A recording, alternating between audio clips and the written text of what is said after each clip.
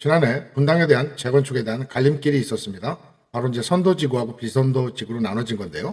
그중에서 순회동의 양지마을은 전체가 지정이 됐고, 분당의 서현동은 시범단지 중에서 일부만 선도지구가 지정되고 나머지는 비선도지구로 지정됐습니다. 그래서 지금 분당 서현동의 시범단지 재건축이 어디까지 왔고 얼마나 향후에 이익을 볼 수 있을지 선도지구와 비선도지구를 비교해가면서 일정과 리스크, 분담금까지 오늘 한 번에 정리해 드리도록 하겠습니다. 일단 위치는 서현동 시범단지가 굉장히 좋은 위치를 점유하고 있죠. 일기의 신도시 중에서 핵심 주거지라 할 수 있고 학군, 상권, 교통 모두 갖춘 최상위권이라고 할 수 있겠습니다. 그런데 구성단지에서 선도지구는 우성하고 현대 위주로 결정이 됐고요. 미지정인 경우에는 삼성, 한신, 한양이 미지정이 됐습니다.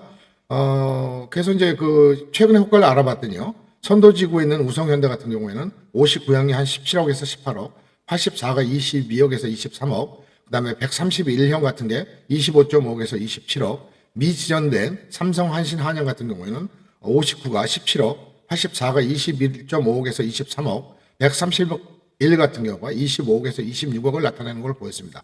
현재 호가 기준으로 보면 큰 차이는 없는 걸 알 수가 있습니다. 그렇지만 선도지구가 왜 중요하냐면요. 특별 정비구역으로 지정이 되면요. 용적률이 상향될 가능성이 높고요. 행정 절차에 대한 속도 차이가 굉장히 빨라질 걸로 보입니다.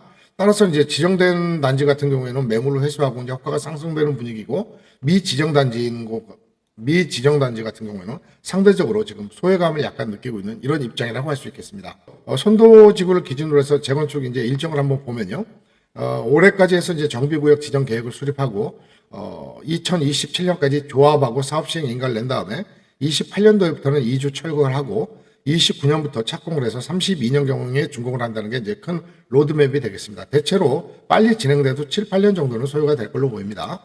선도지구하고 미지정단지의 일정을 보면요. 선도지구 같은 경우는 아무래도 행정속도가 빠르겠고 용적률 상향 가능성, 그다음에 사업의 가시성도 높고 상대적으로 시장에 대한 기대감도 강한 편이라는 점을 말씀드립니다. 그렇지만 재건축의 핵심 위험 요인이 있습니다. 이게 이제 도시계획 심의가 지연된다든가 아니면 또 기간이 길기 때문에 정권이 여러 가지로 계속 변동 요소로 작용할 수 있고요. 또 중간에 이어질 부동산 어떤 정책의 변화 같은 것들도 항상 걸림돌이 되어 왔습니다. 또 공공기업 조건의 확대 가능성도 점쳐지고 있습니다.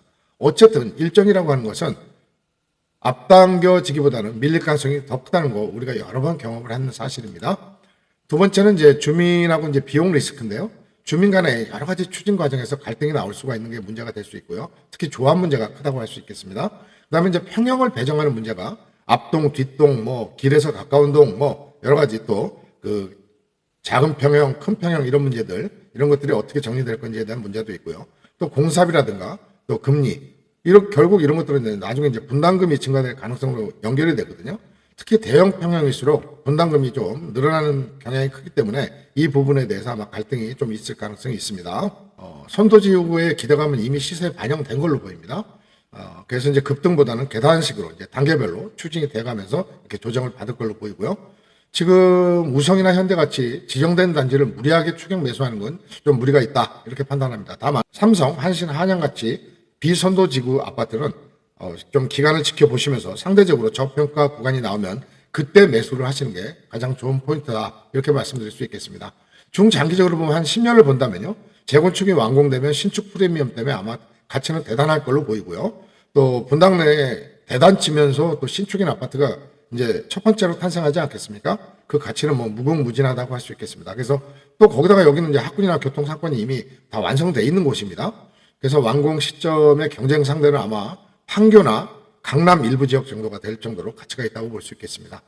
중요한 문제인 분담금을 한번 시뮬레이션 해봤는데요. 가정이 필요합니다. 일단 용적률을 한 300에서 350% 받고요. 일반 분양가가 5천에서 6천 정도 받고 공사비가 또 상승될 것도 일부 반영을 한다며 추정치이긴 합니다만 실제 분담금은 향후에 계속 변경될 가능성이 있기 때문에 참고만 하시기 바랍니다. 그래서 59 같은 경우에는 거의 분담금이 없을 걸로 현재로는 보이고요. 84 같은 경우에는 거의 턱걸이 수준이 아닐까.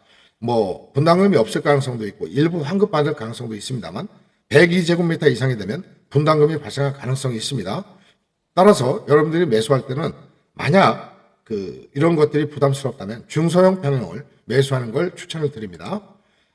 평형별 프리미엄 시나리오를 보면요. 50구나 80자 같은 경우에는 향후에도 실수요라든가 거래 회전이 굉장히 빠르겠죠. 20에서 30% 정도 기대를 하고 있고요. 대형 폐영 같은 경우에는 희소성 프리미엄이 있기 때문에 거주 만족도가 높은 반면에 어떤 모습을 보일지가 예측하기가 상당히 어려운 부분입니다. 여러분들이 만약 선도지구와 미지정 단지를 선택한다면 우성하고 현대 같은 경우에는 확실한 로드맵이 섰고요. 중소형 투자를 하시는 게 좋다고 말씀드렸습니다. 그렇지만 이미 가격이 많이 올라 있다는 점도 참고하시고 미지정된 삼성, 한신, 한양 같은 경우는 상대적 저평가 구간을 기다리셔야 된다는 거고 아무래도 일정이나 사업성이 불확실하기 때문이죠. 그래서 장기적인 보유를 한다면 가치는 충분히 있는 곳이고 바로 옆이기 때문에 지정이 됐는데 이 지역이 결과적으로 지정 안 되기는 어렵거든요. 다만 시간이 많이 필요하다는 점은 참고하시기 바랍니다. 따라서 선도지구 같은 경우에는 분당에서 신축으로 갈아타려는 여유가 있는 분들은 매수를 하시는 것도 추천드리고요. 그렇지만 재건축 장기 프로젝트를 감당할 수 있는 투자자, 다시 말씀드리면 장기적으로 버틸 수 있는 분들은 오히려 가격이 떨어질 때를 기다려서 비선도 지구를 추천드리는 바입니다. 이제 조합 설립 인가 전이냐 후냐에 따라서 그 단기 차익을 노릴 수 있는 기간이 달라지거든요. 다시 말씀드리면 조합 설립 인가가 나버리면 그다음부터는 매도가 불가능합니다.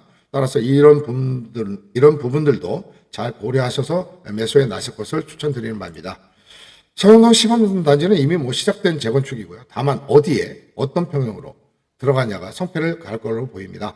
또 이 과정에서 선도지구인지 비선도지구인지에 대한 명확한 투자 방향을 설립하지 않으시면 나중에 어려움을 겪으실 수 있다는 점을 잊지 마시기 바랍니다.